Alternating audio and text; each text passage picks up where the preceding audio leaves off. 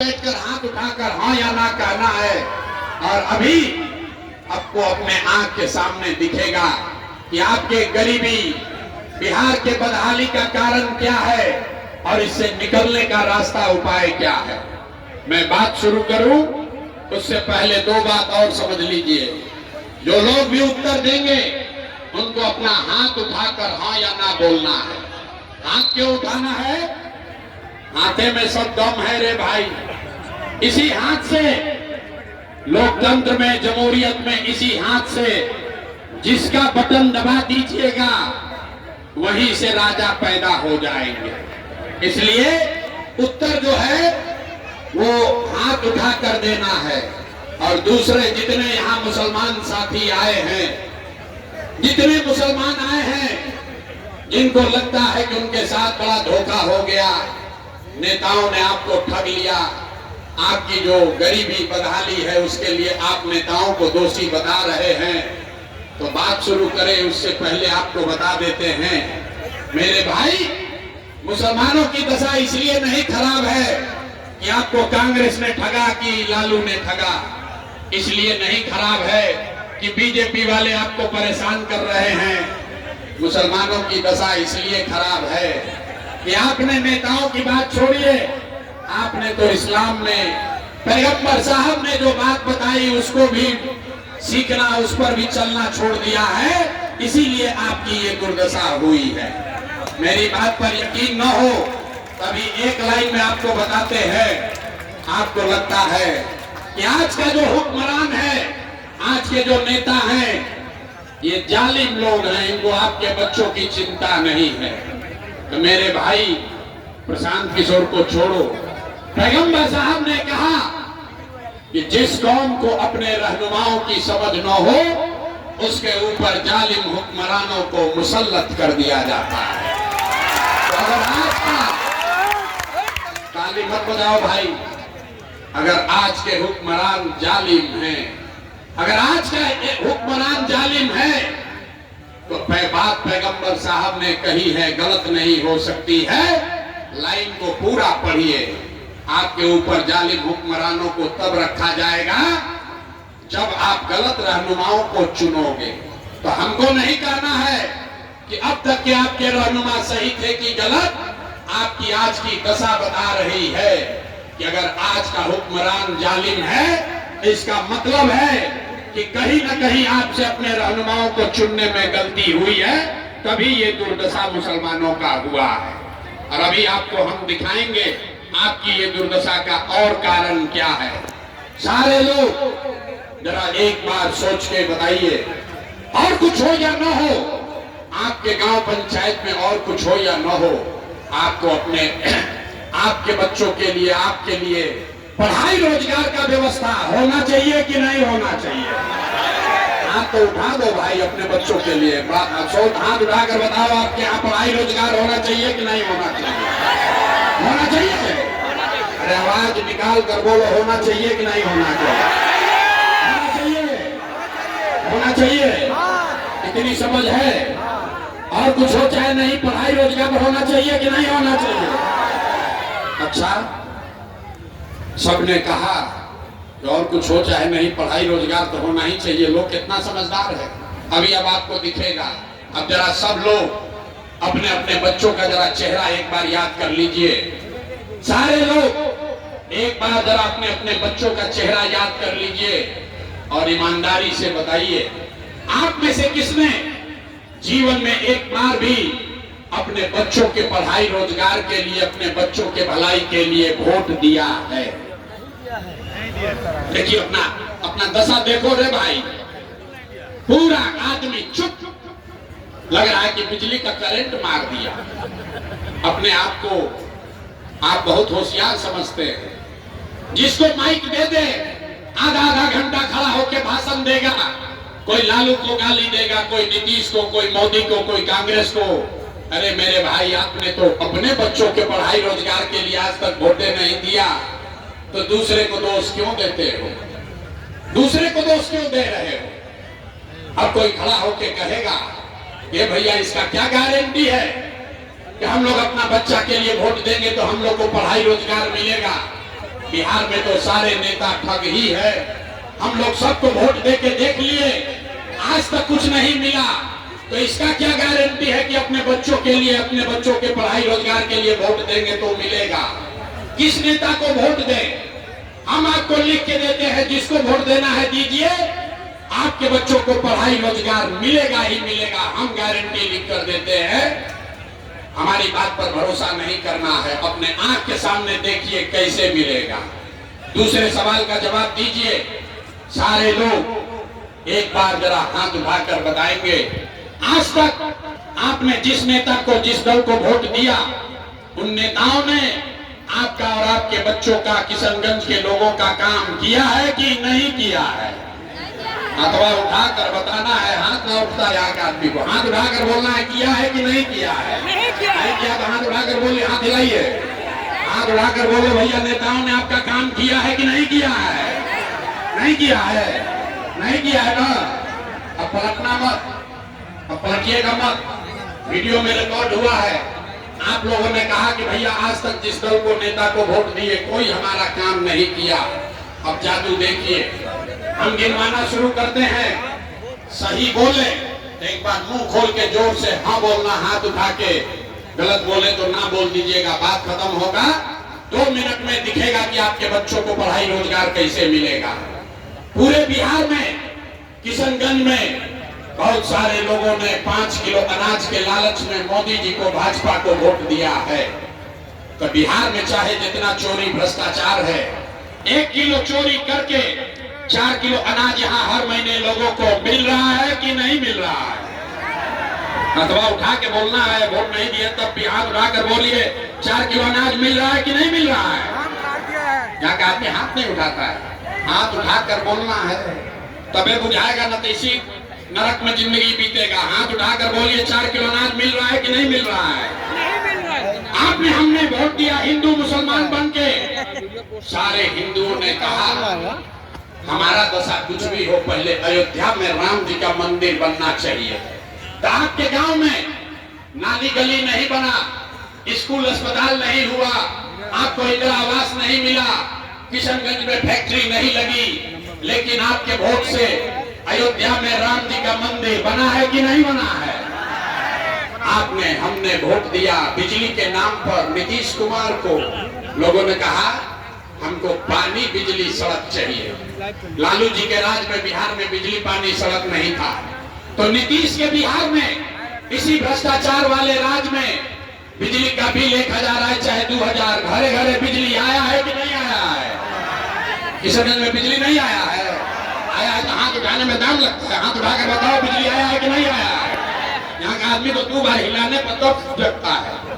अरे भाई, बिजली आपके घर में आई है कि नहीं आई है?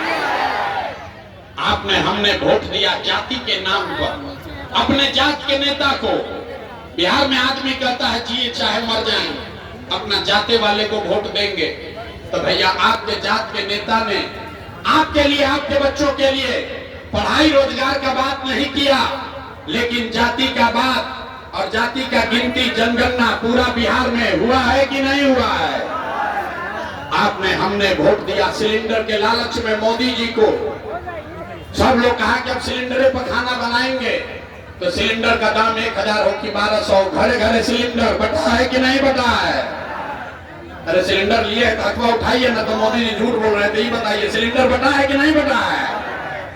आपने, हमने वोट दिया मोदी का भाषण सुन के कि मोदी जी ने गुजरात में बड़ा विकास किया है।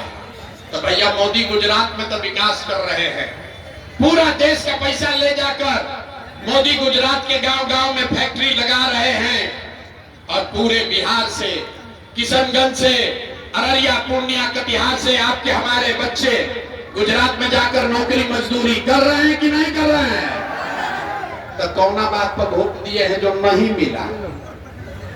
अरे आपने कहा अपने बच्चों के नाम पर, ये भैया जीवन में अपना बच्चा के पढ़ाई रोजगार के लिए वोट नहीं दिए, यही जादू दिखाने आए हैं। बोइएगा बबूल तो आम कहां से खाइएगा? वोट दीजिएगा 5 किलो अनाज के लिए, तो रोजगार कहां से मिलेगा? वोट दोगे हिंदू मुसलमान बन के, तो भैया आपके बच्चों के लिए पढ़ाई कहां से होगा? वोट दोगे मंदिर मस्जिद बनाने के लिए, तो आपके लिए किशनगंज में फैक्ट्री कैसे लगेगा? जो बोइएगा वही काटिएगा। आपने 5 किलो अनाज के लिए वोट दिया, अनाज आपको मिल रहा है। लोगों ने, हिंदुओं ने मंदिर के लिए वोट दिया, अयोध्या में मंदिर बन गया। आपने बिजली के लिए वोट दिया, किशनगंज में घर घर बिजली आ गई। आपने जाति के लिए वोट दिया, पूरे बिहार में घर घर जात का चर्चा गिनती हो गया। आपने सिलेंडर के लालच में वोट दिया, घर घर सिलेंडर बट गया। आपने गुजरात के विकास का कहानी सुनकर वोट दिया, गुजरात में विकास हो गया। आपने अपने बच्चों के पढ़ाई रोजगार के लिए वोट नहीं दिया, इसीलिए पूरा सीमांचल बिहार का बच्चा अनपढ़ और मजदूर बन गया। यही बात बताने आए। वोट नहीं मांगते हैं, वोट नहीं मांगते हैं। लोगों को जाकर गांव गांव यही हाथ जोड़कर बता रहे हैं, हिंदू है या मुसलमान। यहाँ तो बड़े मुसलमान बैठे हैं। आपको हमारी बात समझ में आए या ना आए, आपके तो हदीस में लिखा है, सही मुस्लिम सही बुखारी हदीस में लिखा है, सारे मुसलमानों का ये फर्ज है अपने बच्चों के साथ आपको इंसाफ करना है। हम लोग गांव गांव जाकर कह रहे हैं, करे मेरे भाई, अगर आप अपना और अपने बच्चों का चिंता नहीं करोगे तो कोई दल कोई नेता आपके बच्चों की चिंता नहीं करेगा। हदीस में भी तो ये बात लिखा गया है।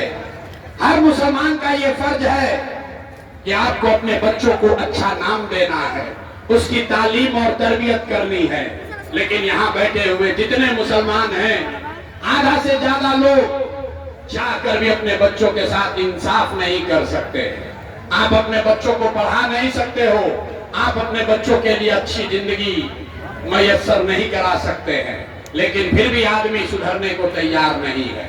अभी आपको अभी दिखाएंगे यहाँ 1 मिनट के अंदर कि आपकी दशा क्या है। जरा अंतिम सवाल का जवाब दे दो भाई, सब लोग हाथ उठाकर बताइए, और कुछ हो चाहे ना हो, आपको अपने बच्चों की चिंता है या नहीं है? जरा देखें तो कितने लोग अपने बच्चा के लिए भी हाथ नहीं उठाता है। हाथ उठाकर बोलो, अपने बच्चों की चिंता है कि नहीं है? मुंह खोलकर बोलो, है या नहीं है? सारा का सारा आदमी झूठ बोल रहा है, सबका सब झूठ बोल रहे हो। हम नेता नहीं है कि आपसे डरेंगे। आपके गांव में आकर कह रहे हैं, सबका सब झूठ बोल रहा है। आपने कहा कि आपको आपके बच्चों की चिंता है। मेरे भाई, हम 2.5 बरस पैदल चले अपना घर परिवार छोड़ के, 5,500 गांव में गए, और आपको दावे के साथ कहते हैं बिहार में दलितों के बाद सबसे ज्यादा गरीब, सबसे ज्यादा पढ़ाल फटेहाल अगर कोई है तो मुसलमान हैं। यहाँ पर हम आज आए हैं आपके शहर में। रास्ते में अगर 100 बच्चे मिले, आपके इलाके का, आपके गांव जवार का अगर 100 बच्चा मिला, आधा से ज्यादा आपके बच्चों के शरीर पर शुद्ध कपड़ा नहीं है। बरसात का मौसम है, चलिए मेरे साथ किसी भी गांव में किशनगंज के, ज्यादातर आपके छोटे बच्चों के पैर में हवाई चप्पल भी नहीं है। लोगों से पूछते हैं, अरे भाई अपने बच्चा का क्या हाल किए हो, कम से कम वो चप्पल क्यों नहीं खरीदते हो? लोग कहता है, भैया इतना गरीब हैं, इतना बदहाली है, कहां से चप्पल खरीदे, कैसे बच्चा को पढ़ाए, कैसे इसको आगे बढ़ाए? तो मेरे भाई, जिन नेताओं ने आपको और आपके बच्चों का ये हाल कर दिया कि आपके बच्चे के शरीर पर कपड़ा नहीं, पैर में चप्पल नहीं, खाने के लिए बढ़िया भरपेट भोजन नहीं, बच्चा आपका बीमार पड़ता है तो दवा डॉक्टर अस्पताल नहीं, वही नेता अभी 3 महीना के बाद आएगा वोट मांगने, तो जितना लोग यहाँ जुटा है और अभी हाथ उठाया था, सारे लोग जाति के नाम पर हिंदू मुसलमान बन के 500 रुपया के लालच में मुर्गा भात खाकर, लालू के डर से मोदी और मोदी के डर से लालू का नारा लगाकर अपने ही हाथ से उसी नेता को वोट देके राजा बनाओगे। और यहाँ कहता है कि बच्चों के लिए बड़ा चिंता कर रहे हैं। अरे अपने बच्चों के नाम पर झूठ बोल रहे हो, तो आप नहीं भोगिएगा, आपका बच्चा नहीं भोगेगा तो कौन भोगेगा? हम कोई मीठा बात नहीं बोलते हैं। बिहार में आदमी को सुधरना ही नहीं है। बच्चों का चिंता क्या होता है, एक बार जरा लालू जी को देखिए और सीखिए लालू जी से। लालू जी का लड़का 9वां पास नहीं किया, लेकिन लालू जी को चिंता है कि हमारा लड़का बिहार का राजा बने। हम ये बात करते हैं तो कुछ लोग को लग रहा है कि लालू जी का शिकायत हो रहा है ना। अरे भाई, हम तो लालू जी की तारीफ कर रहे हैं। लालू जी इतने अच्छे बाप हैं, लड़का 9वां नहीं पास किया लेकिन चाहते हैं कि बिहार का राजा बने। आप अपना दशा देखिए, आपका बच्चा मैट्रिक पास कर लिया, IAS BA कर लिया, उसको चपरासी का भी नौकरी नसीब नहीं हुआ, लेकिन आपको उसका कोई चिंता नहीं है। आप तो लालू नीतीश के लड़ाई में लगे हुए, घर में बैठ के, घर के दलान में, खेत खलिहान में, चौक चौराहा पर लोग बता रहे हैं कि मोदी को कैसे हराएंगे, लालू को कैसे जिताएंगे। कभी ये चिंता नहीं किया कि हमारे बच्चों का क्या होगा। हम गांव में चलते हैं, लोग से पूछते हैं भैया वोट किसको दिए थे? बोला भैया हम मोदी जी को दिए हैं। पूछे क्या है? बोला मोदी जी का सीना है 56 इंच का। सुनिए बिहार के लोग का दुर्दशा का कहानी। पूछे भाई मोदी को वोट क्यों दिए थे? बोला मोदी जी का सीना है 56 इंच का। पूछे उससे क्या होगा? बोला मोदी जी सब मियाँ जी लोग को मार के भगा देंगे, पाकिस्तान का 4 टुकड़ा कर देंगे। अरे मेरे भाई, यहाँ किशनगंज, पूर्णिया, कटिहार के गांव में बैठ के आपको ये दिख रहा है कि मोदी का सीना 50 इंच है कि 56 इंच, लेकिन अपने बच्चों का, पूरे बिहार के बच्चों का खाए बगैर सीना सिकुड़ा के 15 इंच हुआ है, ये लोगों को नहीं दिख रहा है। अब फिर कहता है कि बिहार में सुधारे नहीं हो रहा, न होने वाला है सुधार। यहाँ का आदमी कभी नहीं सुधर सकता है। 5 बरस नरक का जिंदगी जीता है। जिस गांव में जाइए लोग रो रहा है, ए भैया खाने को नहीं है, ए भैया नाली गली नहीं है, ए भैया पेंशन नहीं मिला, अरे भैया बच्चा को नौकरी लगवा दीजिए। 5 बरस नरक का जिंदगी जीता है, कल वोट होगा तो सब बात भूला जाएगा, अपना कष्ट, अपने बच्चों का कष्ट भूल जाएगा। अब वोट के दिन एक बात याद है, हमारा जात क्या है और कौन हमारा जात का नेता खड़ा है। मुसलमानों की हालत देखिए, इतने कष्ट में जीने के बाद वोट के दिन एक बात याद है, भाजपा को कौन हराएगा।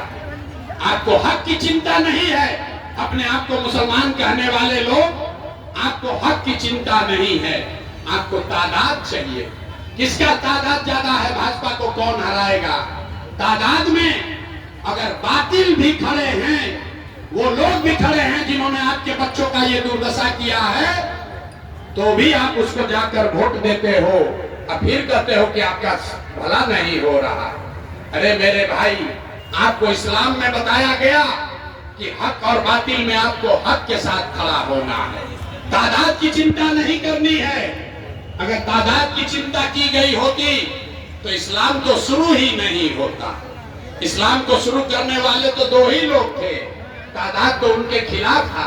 लेकिन आप अपना दशा देखिए, आपको हक की चिंता नहीं है, आपको तादाद का चिंता। भाजपा को कौन हराएगा, उसी को वोट देंगे। वो नेता चोर है, बदमाश है, लूट कर ले गया है, लेकिन भाजपा को हराता हुआ दिखेगा तादाद में, तो मुसलमान होने के नाते जाकर उसी को वोट दीजिएगा। हिंदू है तो अपना जात देखिएगा, तो कैसे सुधार होगा, नहीं हो सकता। लोग कह रहा है भैया बिहार में विकल्प नहीं था, अब आप प्रशांत किशोर आ गए हैं, बहुत पढ़े लिखे आदमी हैं, आप एगो दल बनाए हैं, आप आगे आगे चलिए, हम लोग सब आपका मदद करेंगे। हम आपको हाथ जोड़ रहे हैं, हमको आपका मदद और वोट नहीं चाहिए।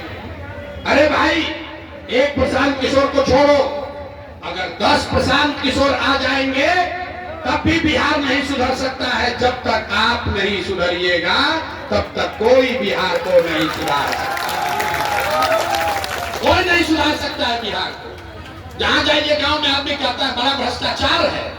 हम 2 बरिस पैदल चले, जहां गांव में गए, बोला बड़ा भ्रष्टाचार है। पूछे कौन कर रहा है भ्रष्टाचार? बोलता है मुखिया जी लूट रहे हैं, नाली गली नहीं बनाए, मुखिया जी नाली गली नहीं बनवाए, राशन कार्ड में 2000-2500 घूस लग रहा है। अरे मेरे भाई, 3 बरिस पहले मुखिया का चुनाव था। जब मुखिया का चुनाव हुआ तो 500-500 रुपया लेकर वोट बेचे आप, मुर्गा भात खाकर जात के नाम पर वोट दिए आप, हिंदू मुसलमान बनकर वोट दिए।